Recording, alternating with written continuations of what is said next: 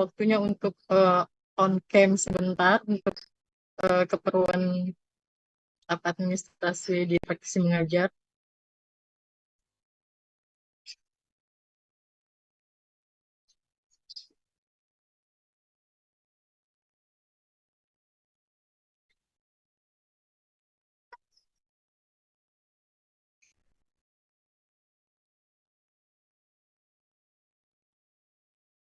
Oke, oke, terima kasih. Bentar ya, mem capture sebentar ya.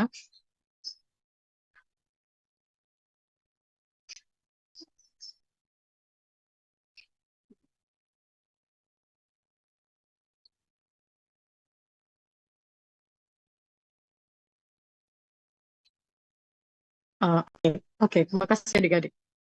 Eh, kita masuk ke pokok bahasan baru, yaitu tentang kompetensi guru sebagai pendidik.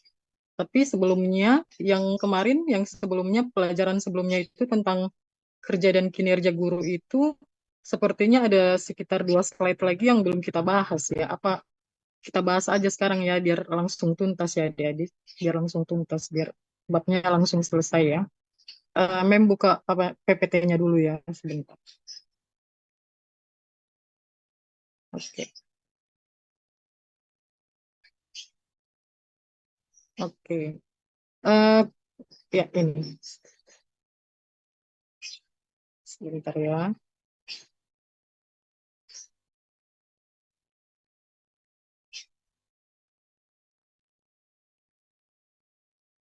Ya, seperti biasa, as usually, we should pray to God. Siapa yang bisa mimpin doa? Siapa yang jadi sukarelawan nih mau mimpin kita dalam doa?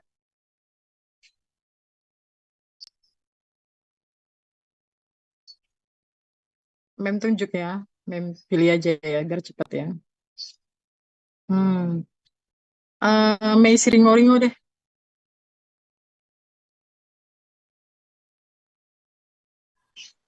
Mei ada? Eh, ada, Mem. Oke. Lah, Oke. sebelum kita memulai pembelajaran kita, mari kita bersatu dalam doa. Allah Bapa kami yang bertahta di dalam kerajaan surga, terima kasih Bapa, Engkau masih memberi kami kesehatan hingga pada saat ini, sehingga kami boleh mas masuk kuliah dan belajar seperti biasanya. Bapa yang baik, berkatilah pembelajaran kami dari awal, pertengahan hingga akhir. Berkati juga jaringan kami Bapak agar kami bisa lancar dan dapat memahami materi yang telah diberikan dosen kepada kami. Terima kasih Bapak, kami serahkan seluruh hidup kami hanya ke dalam tangan pengasihan-Mu. Dalam nama Tuhan Yesus Kristus kami berdoa dan mengucap syukur. Amin. Thank you, Mei. Oke. Kemarin kan adik-adik kita udah pelajari tentang pengembangan kinerja guru ya. Yang terakhir sekali kita bahas itu ya tentang inovasi. Maka selanjutnya kita bahas tentang sudut manajemen kinerja guru. Kemarin seperti yang Mem pernah katakan bahwa ada dua pendekatan pendekatan yang dilakukan dari sudut manajemen kerja, yaitu pendekatan secara CBPM dan PBPM. Ya.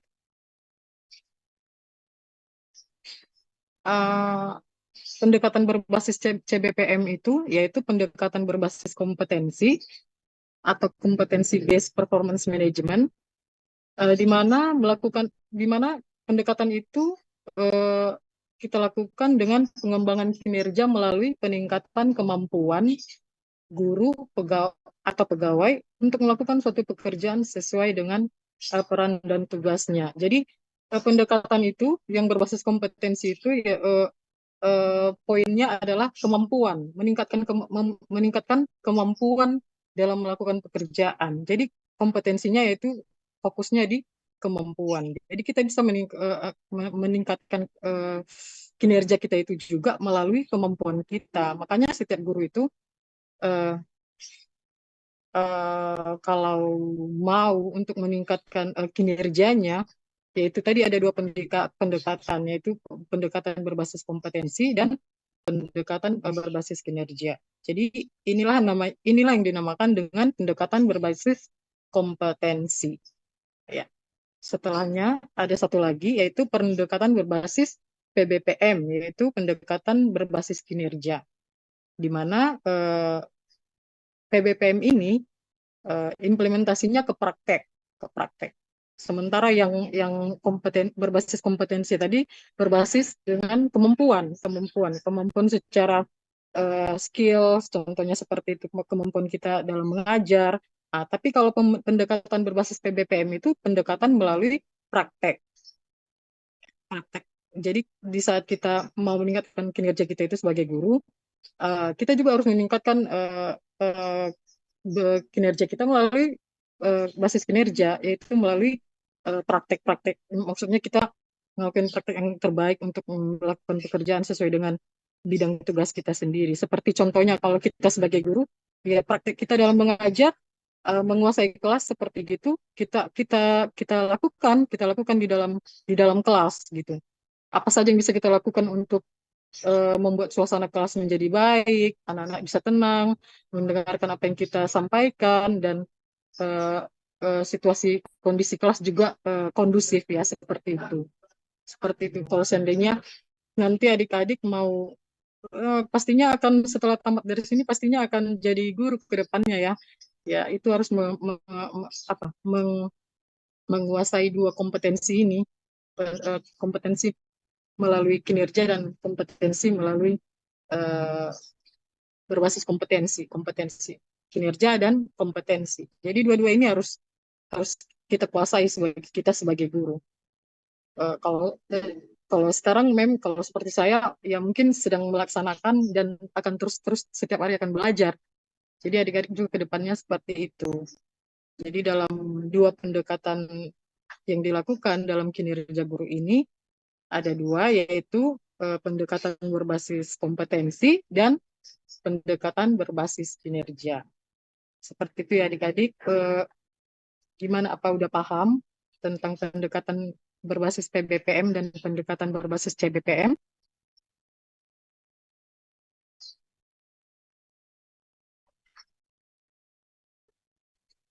Atau ada yang mau ditanyakan?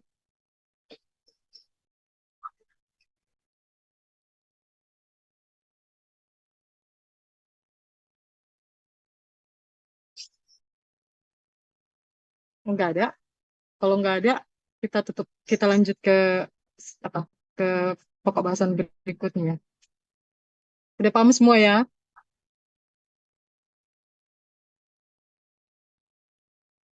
Udah paham kah? Adik-adik? Halo?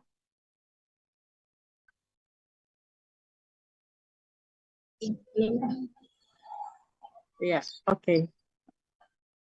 Suara saya clear ya, jelas ya. Jelas. Oke. Sebentar saya mau ambil headset dulu sebentar ya. Soalnya suara adik-adik itu kurang kurang kedengaran di saya, kurang kedengaran gitu. Sebentar ya, sebentar aja. Sebentar aja.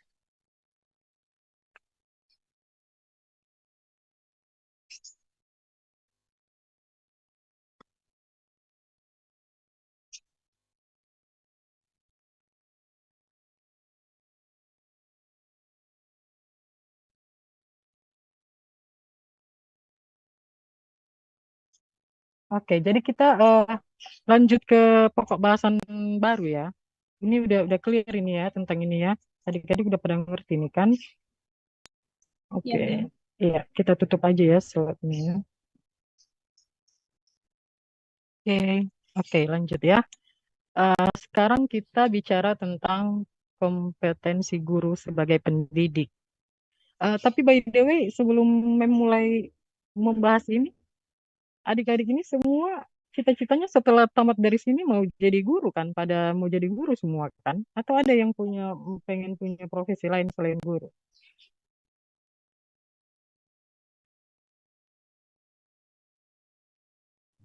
Ada, Mam. Oh, ada. Mau jadi apa? Siapa tadi yang jawab? Berto ya? Ya, Mam. Hah? Rencananya, Mam, kalau boleh kerja di perbankan. Oh gitu. Oh, Ya. oke, oke. Bisa, bisa, bisa. Tanya gini, Mam. Curhat dikit ya. Oke, Dulu kan silakan. sebenarnya saya nggak mau ngambil prodi pendidikan bahasa Inggris. Iya. Cuman karena latar belakang orang tua saya banyak jadi guru, terus Hmm. kakak kakak adik mama saya, adik adik mama saya nyuruhnya ngambil pendidikan aja gitu. Gitu. Oke, tapi eh, itu never mind ya, karena mem saya juga dulu. Ini juga kita cerita tentang pengalaman ya, tentang pengalaman mem juga dulu. Setelah kayak seperti mem kan tamat dari Unika Santo Thomas ya kan. Setelah itu nggak langsung jadi guru. Sebelumnya pernah malah kerja di penerbangan, di travel, pernah kerja di Canadian Red Cross dulu, Palang Merah Kanada. Lalu pernah juga kerja di eh, apa? Di UN. Kalau pernah dengar UN itu United Nations Development Program yang PBB punya. Nah, itu. Mem juga pernah kerja di situ. Bahkan baru sekitar 5 tahun belakangan ini mem baru mulai mulai ngajar di di SMA 3 di sini. Nah, sebelumnya juga mem udah pernah jadi tutor bahasa Inggris gitu. Jadi nggak langsung menuju ke guru. Jadi masih namanya pada saat itu kan masih muda, pengen nyoba hal-hal yang baru gitu. Seperti itu. Bahkan udah pernah jadi staff admin gitu, bukan guru bahkan. Tapi itu ya it's fine ya, selagi ada kesempatan, selagi ada jalan, ini aja. Kalau menurut Mem sih langsung ambil aja kesempatan itu. Jadi eh, di mana ada jalan terbuka, di mana kesempatan kerja ada, coba aja gitu. Iya, Mam. Karena Siap. ya, karena kita semua kan punya nggak akan sama sama senasib semua untuk menjadi guru. Mbak, jadi guru bagus, Iya. itu sangat bagus, bagus sekali pun. Karena ya karena juga di samping itu tugas mulia, itu juga jadi apa penghasilan juga untuk kita. Hanya kenapa mem dulu sebenarnya nggak mau jadi guru di awal-awal waktu masih mem baru tamat? Karena biasalah kita kan baru-baru tamat itu kan masih idealis gitu. Jadi mau masuk ke guru itu kalau nggak lewat dari tes CPNS kayaknya jadi honorer honorer di sekolah itu gimana ya rasanya? Kalau dari kita nggak bisa munafik dari segi honor aja, aduh sangat-sangat kecil satu. Terus dua capek gitu, udah lesnya banyak, kita dihargai sedikit gitu kan. Jadi kayaknya tidak tidak membuat semangat di diri kita. Bahkan pada saat itu Mem juga melamar kerja di bank gitu hanya karena tinggi tidak memadai 160, sedangkan Mem cuma 155 ya nggak lewat gitu. Tapi pengen ini mau kerja di situ gitu. Jadi bagi adik-adik juga semuanya ya di mana ada kesempatan terbuka silakan aja coba. Tidak masalah. Tidak mesti jadi guru, tapi walaupun sebenarnya kita tamatan sarjana pendidikan harus harus bagusnya ke guru sih. Tapi menurut Mem sih di mana ada kesempatan apapun itu ya go ahead lakukan. Dan lebih bagus lagi kalau melanjut lagi ke S2. Kan mention kita kan ada program S2-nya. Bahkan mau ada S3-nya lagi Mem dengar-dengar. Ya lanjut aja kalau bisa. Kalau kalau ada kesempatan dan ada materi juga biar sekalian meningkatkan eh, ya meningkatkan kemampuan kita lah seperti itu untuk lebih bagus lagi. Kalau Yohana bagaimana? Lanjut dari sini mau jadi guru kah? Untuk saat ini planningannya iya sih, Men. Iya, bagus. Iya. Alasannya mau jadi guru kira-kira apa, Dek? Apa kira-kira alasannya mau jadi guru? Alasannya kan mengajar sekalian belajar juga, jadi bisa mengasah kemampuan lebih lagi. Dan kalau misalkan ada rezeki, mau lanjut S2 terus jadi dosen gitu. Wow, keren banget. Keren banget. Dan Mem selalu support yang seperti itu. Kalau memang sebenarnya jadi guru ini sebenarnya nggak main-main ya dia ya. Soalnya itu panggilan. Kenapa Mem baru baru masuk di umur 30-an mau mencoba untuk jadi guru? Karena di saat-saat baru-baru tamat itu kita masih idealis dan masih pengen eh, masih belum terlalu serius sekali untuk mengemban tugas ini gitu.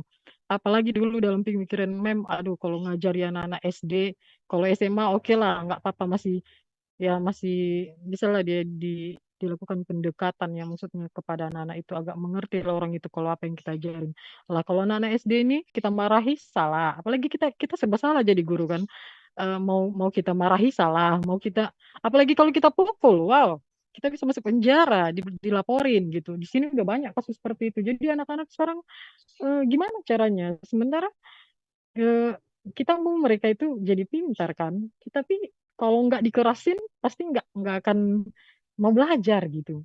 Nah, makanya yang seperti seperti itu mikir-mikir, aduh mau jadi guru nanti nggak sanggup gitu, nggak sanggup menghadapi situasi seperti itu. Nah, that's why jadi guru itu eh, hebat gitu, karena bisa eh, menetralisir emosi, bisa menetralisir keadaan, bisa membuat yang suasana yang keruh jadi baik.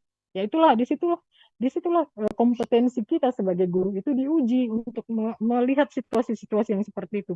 Ya mungkin kalau kayak jadi dosen gitu ya, dosen contohnya sebagai dosen mungkin ya mungkin agak lebih ringan daripada mengajari anak SD gitu, karena kalau jadi dosen kan kita anak-anak mahasiswa itu kan sudah istilahnya mereka udah mengerti apa aja, mengerti apa yang kita sampaikan gitu kan, mereka udah lebih dewasa untuk menyikapi sesuatu hal.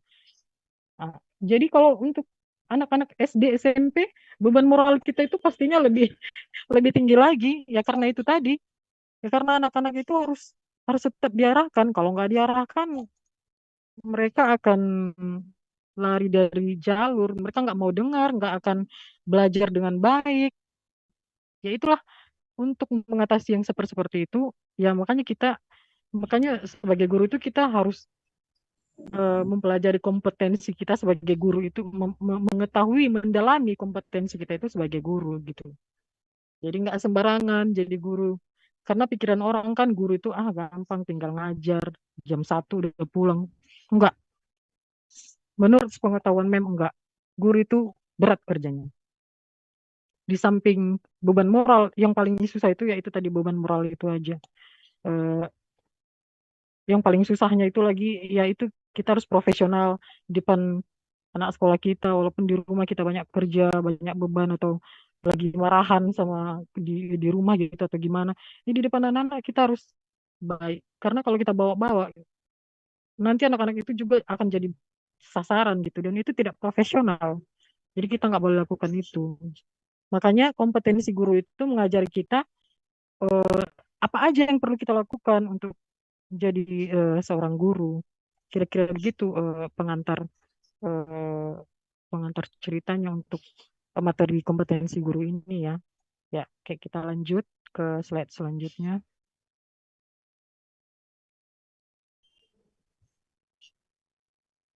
Oke. Ada yang bisa baca? Ada yang bisa baca? Jernih, jernih, tolong baca deh. Oke.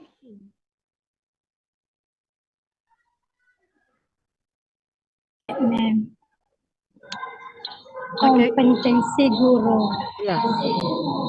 Menurut Undang-Undang Republik Indonesia Nomor 14 Tahun 2005 tentang guru dan dosen, menyatakan bahwa kompetensi adalah seperangkat pengetahuan, keterampilan, dan perilaku yang harus dimiliki, dihayati, dan dikuasai oleh guru atau dosen dalam melaksanakan tugas keprofesionalan. Ya, itu juga pekerjaan kita itu sebagai guru atau dosen itu nggak main-main, itu diatur dalam Undang-Undang Nomor 14 Tahun 2005 tentang guru dan dosen, yang menyatakan bahwa kompetensi itu adalah seperangkat pengetahuan, keterampilan, dan perilaku yang harus dimiliki, dihayati, bahkan harus dikuasai oleh guru atau dosen dalam melaksanakan tugas-tugas keprofesionalannya. Jadi nggak main-main, udah diatur pemerintah. Kita nggak boleh, kita sebagai guru nggak boleh sok-sok hati, nggak boleh seenak-enaknya. Itu ada dalam Undang-Undang Republik Indonesia. Apa aja tugas-tugas kita sebagai guru dan dosen, sebagai tenaga pendidik dan kependidikan. Jadi kalau kita langgar undang-undang itu, konsekuensinya ya kita tahu sendiri apa berhubungan dengan hukum gitu. Makanya kita harus eh, serius mengajar karena pekerjaan itu, pekerjaan yang kita emban itu pekerjaan yang sangat mulia dan pekerjaan yang sangat berguna bagi eh, masa depan negeri ini gitu. Guru-guru itu adalah tombak kemajuan masa depan bangsa kita, karena apabila kita ajar yang salah sama anak sekolah, maka sampai ke, ke masa depannya akan terbawa-bawa. Jadi kita harus benar-benar serius, benar-benar harus all out lah istilahnya, istilah kerennya di dalam dalam dalam mengajar gitu, dalam melaksanakan tugas kita. Oke, lanjut. Slide berikutnya, Nova bisa baca deh. Nova Ulina.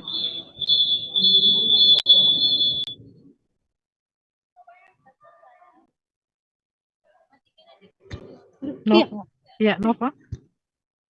Baca deh. Baca deh.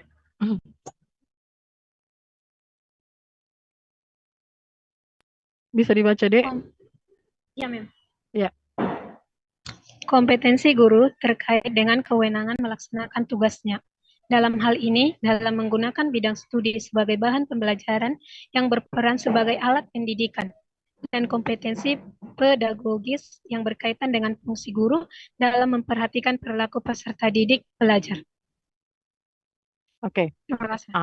Oke. Kompetensi guru, ya seperti yang sudah dibacakan teman kita, bahwa kompetensi guru itu terkait dengan kewenangan melaksanakan tugasnya. Dalam hal ini menggunakan bidang studi ya sebagai bahan pembelajaran, sebagai alat pendidikan. Ya. Dan kompetensi pedagogis. Pedagogis itu ya itu cara mengajar gitu. Tahapan-tahapan dalam mengajar yang berkaitan dengan fungsi guru. Ya. Makanya di dalam syarat kompetensi sebagai seorang pendidik harus ada kompetensi pedagogisnya, yaitu kompetensi dalam pengajaran yang harus dimiliki oleh setiap guru. Jadi setiap guru itu yang paling penting itu adalah kompetensi pedagogis, karena nggak mungkin aja seorang guru itu bisa mengajar kalau dia nggak punya kompetensi pedagogis, kemampuan untuk mengajar, nggak akan mungkin bisa mengajar.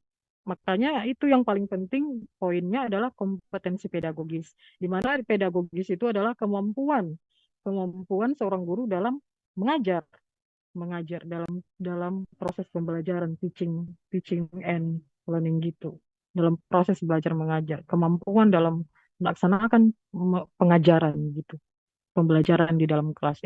Itulah yang disebut dengan kompetensi pedagogis. Oke, lanjut.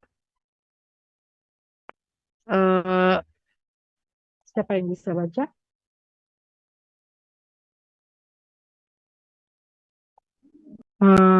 Winda. Winda, tolong baca deh. Baik, Mem.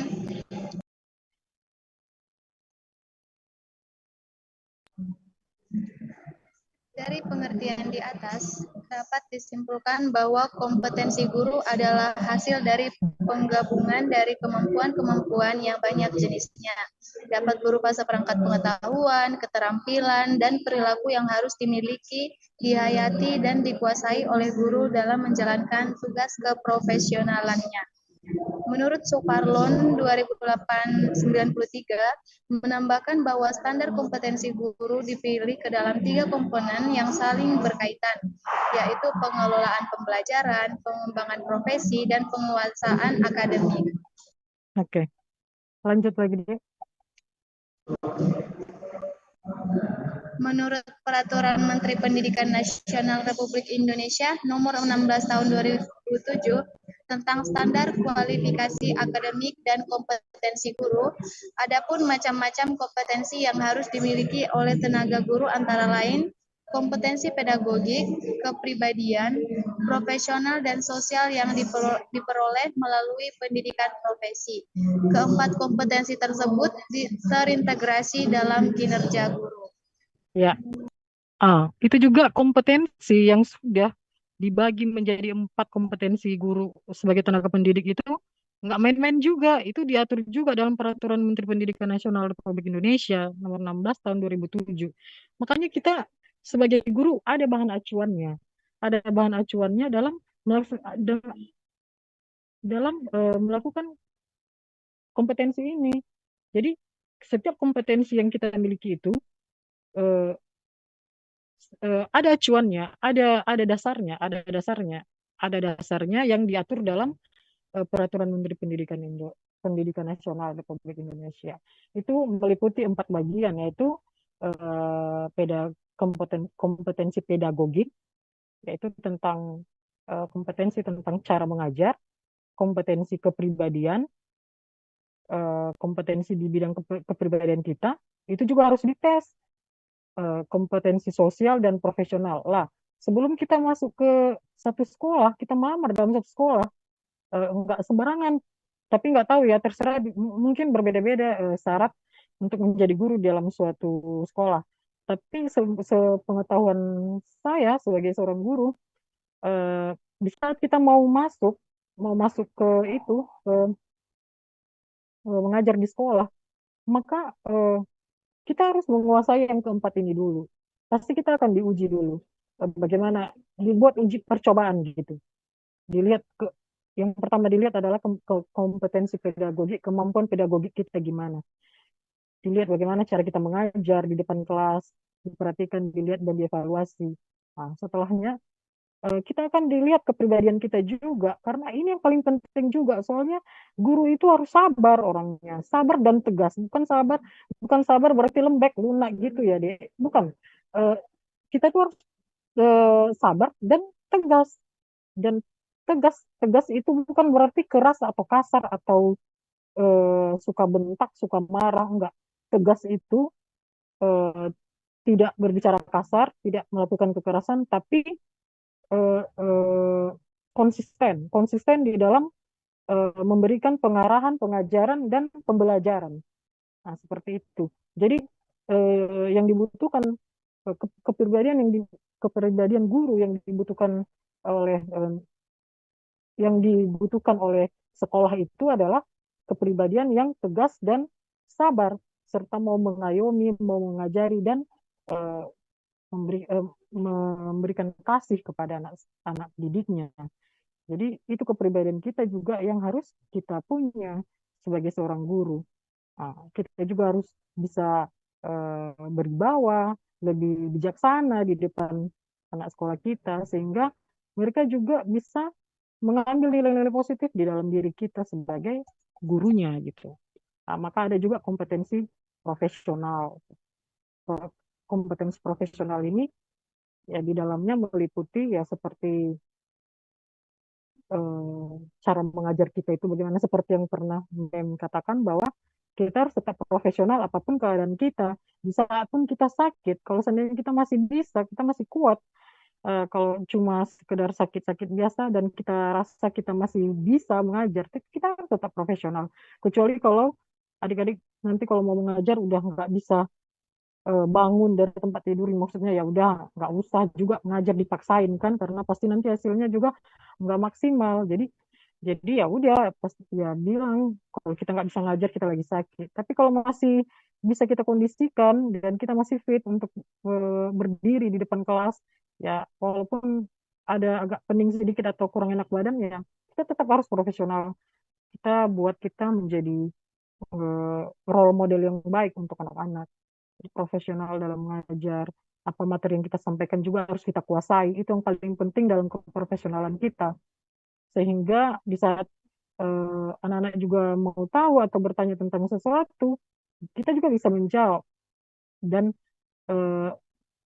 walaupun seandainya ada pertanyaan dari anak-anak sekolah yang kita nggak bisa jawab, ya kita jangan malu. Kan biasanya ada seorang guru tuh, kalau seandainya kita kita ada anak sekolah yang bertanya, Pak, ini Bu, ini pengertian, ini contohnya gimana? Lalu kita nggak tahu, untuk menutupi kemaluan kita karena kita nggak menguasai contohnya atau kita nggak tahu, nggak pernah dengar, langsung kita marah ya, atau pertanyaanmu aneh-aneh saja begini dan segala macam. Oh, itu kita nggak bisa lakukan itu adik-adik. Sekarang udah era zamannya terbuka, transparan. Kalau seandainya kita kurang clue di dalam suatu materi itu, nggak apa-apa, kita terbuka sama anak sekolah. Oh, itu pertanyaan yang sangat bagus, itu jawabannya. Bukan bukan marah, bukan malah mengintimidasi anak itu karena untuk menutupi kelemahan kita. No, kita nggak melakukan itu sebagai seorang guru. Ya paling kalau seandainya ada pertanyaan yang agak eh, susah atau belum terlalu kita mengerti, belum terlalu kita dalami, ya kita harus apresiasi juga. Ya kita katakan kepada murid kita, oh pertanyaan kamu bagus sekali. Tapi pada saat ini Bapak masih belum atau Ibu masih belum bisa bisa ini ya bisa jawab. Eh, nanti nanti akan kita diskusikan biar Bapak cari dulu bahannya. Kita harus terbuka juga, kita harus fair juga sama anak sekolah. Jadi nggak semuanya karena kenapa?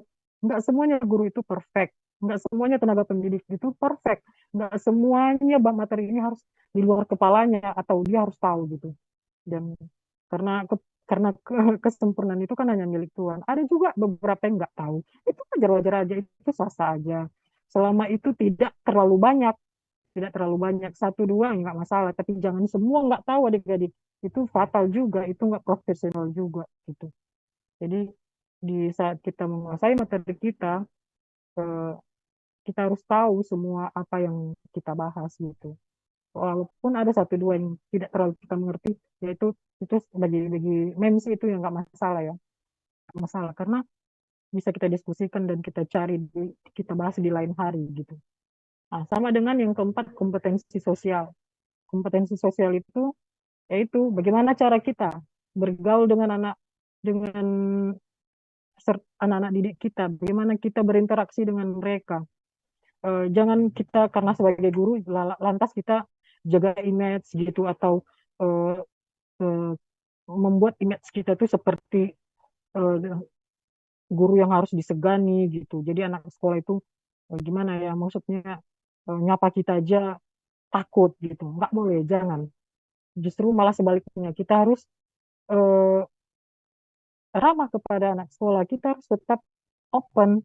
Eh, jadi mereka tidak, jadi mereka meningkatkan kepercayaan diri mereka juga untuk mau bertanya ke kita, mau mau berdiskusi atau mau memberi masukan, memberikan ide, menuangkan idenya. Jadi mereka juga berani, ada keberanian mereka. Jadi kita jangan menutup diri, kita jangan membuat gap eh, antara kita dengan anak didik kita, tapi dengan batas-batas kewajaran. Eh, kita juga bukan berarti karena kita luas maka anak-anak juga dengan sembarangan aja untuk bicara ke kita, bercanda ke kita, itu nggak boleh juga. Adik-adik yang tahu itu bagaimana membatasi diri di saat sudah mulai kecolongan, maksudnya sudah mulai anak-anak itu udah mulai terlalu berani, ya kita harus membatasi diri juga. Makanya itu sangat penting sekali kepribadian profesional dan sosial itu harus dimiliki oleh seorang guru dalam dalam itu ya dalam menerapkan profesinya sebagai guru gitu. Jadi empat kompetensi ini tadi adalah kompetensi yang sangat harus dimiliki, yang sangat dasar, esensial dalam dalam menjadi seorang guru. Oke, next ya.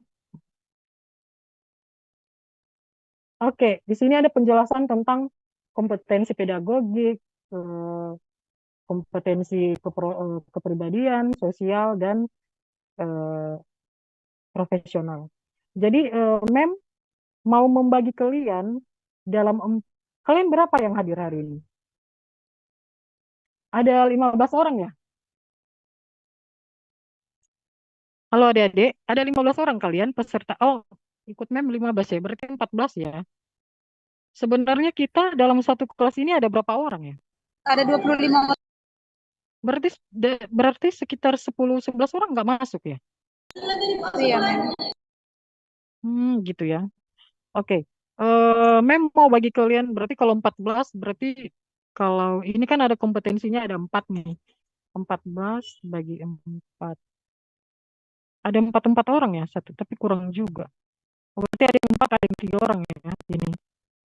Jadi setiap kelompok itu nanti mendiskusikan tentang apa yang kamu pahami tentang kompetensi pedagogik sesuai dengan kompetensi ini, dan apa-apa saja yang meliputi atau apa-apa saja yang harus dimiliki seorang guru itu untuk memenuhi kompetensinya sebagai kompetensi pedagogiknya sebagai guru, dan begitu juga dengan kompetensi yang lain.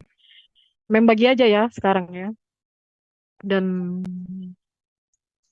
membagi jadi 4 kelompok ya sebentar.